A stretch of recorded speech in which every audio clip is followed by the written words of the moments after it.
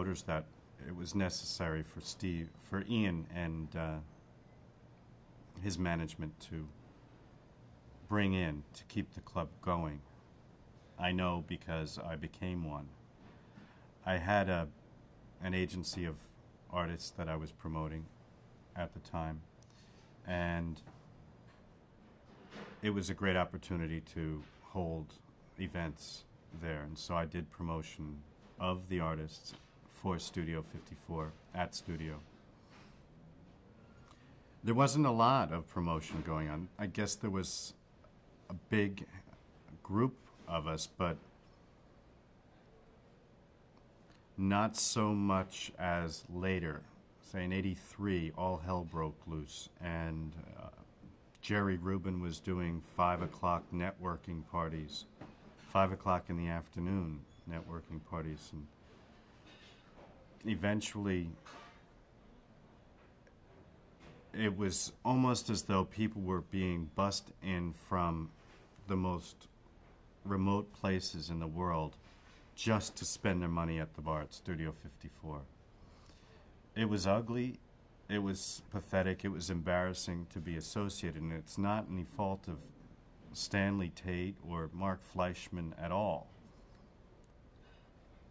It was still polished. There were particularly great nights that happened by. I remember Joan Rivers' party there one night. I think it was one of few nights that she went. That was a lot of fun. And I remember meeting Gina Lollobrigida at that stage of Studio's life. So there were some shining moments, but it was just not like it was. Mark Fleischman did the best that he could to perpetuate a dying dog, and it's to his credit that he did. What did you think of Mark Fleischman? Very affable man. He was living his dream. He was enthused by his involvement. He was practical. He seemed to know what he was getting into, the previous history of the club, and knew not to repeat certain mistakes. He was very likable, and he had good taste in women. He had a fine staff of very professional, good-looking ladies that worked for him. I treated everybody well. If there was a question about my getting paid or something, he would make a call and find out what the objections were, and once that was fielded, I would get paid in cash for expedience sake.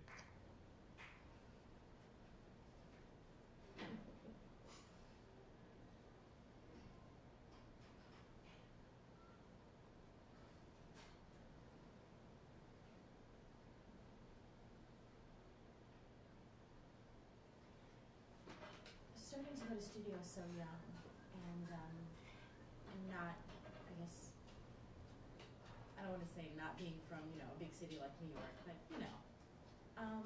were you overwhelmed with everything that was going on in the studio?